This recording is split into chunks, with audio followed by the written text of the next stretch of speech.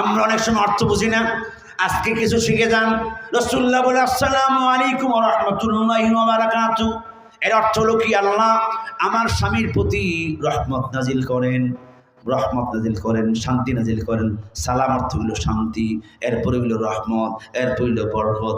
আসসালামু আলাইকুম ওয়া রাহমাতুল্লাহি ওয়া বারাকাতুহু, আল্লাহ আমার স্বামীর প্রতি শান্তি নাজিল করেন, রহমত নাজিল করেন, বরকত নাজিল করেন।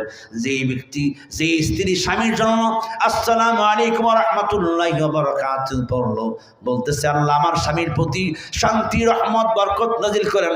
আল্লাহ বলেন এখানে আর গজব আসবে না, সবসময় আল্লাহর শান্তি আর রহমত বরকত থাকবে। আপনি তো সালাম দিলেন, বিবিকে ওয়ালাইকুম আসসালাম ওয়া রাহমাতুল্লাহি ওয়া বারাকাতুহু, আল্লাহ আমার স্বামীর প্রতিও শান্তি, রহমত, বরকত নাজিল করেন। তাইলে কি ঝগড়াইব কি কেমন? দেখবেন মহাব্বত বাড়বে।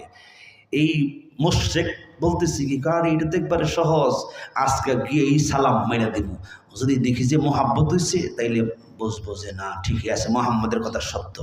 এখন বেটা বলছে আরেকটা কি না হয়তো তো অর্ধেকে নইব কি কম, একটা বলছে আর কি নবীজি, সে বই শুনেছে কিন্তু কাটা খোলা শেষ, এখন ওড়ে না। বলতে যদি একটা লইয়া যাই তাহলে অর্ধেক মোহাম্মদ মারবে, আবার অর্ধেক বাকি থাকবো, আবার মারামারি হইব।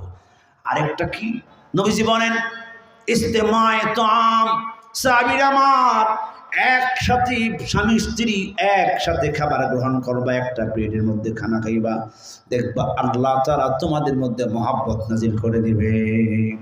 যদি আগামীকাল সকালবেলা থেকে দুজনে এক প্লেটে খান, আর যদি ছেলেমেয়েরা দেখে, দেখো বুড়ার বুন্নি বুড়া বয়সে কি বাপ লাগাইছে, কইতো নাকি নতুন তো আমার ভাইয়েরা, ছেলে মেয়েরা আব্বা আম্মার থেকে শিখবে।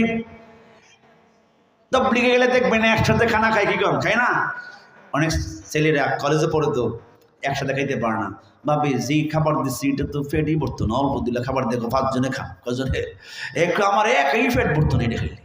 আবার দিচ্ছে 5 জন, হাত ধুইয়া বিসমিল্লাহি ওয়া আলা বারাকাতিল্লাহ হয়ে যখন খাবার যার যার পাশ থেকে সাইড থেকে খাওয়া শুরু করছে, আমি সে বলছে মাঝখানে আর দিবেন না, কারণ মাঝখানে খাবারে আল্লাহ বরকত নাযিল করে, বলেন সুবহানাল্লাহ। 5 জনে খাওয়ার পরে বলছে যদি আপনাদের লাগে সুবহানাল্লাহ বলবেন, কি বলবেন? সুবহানাল্লাহ।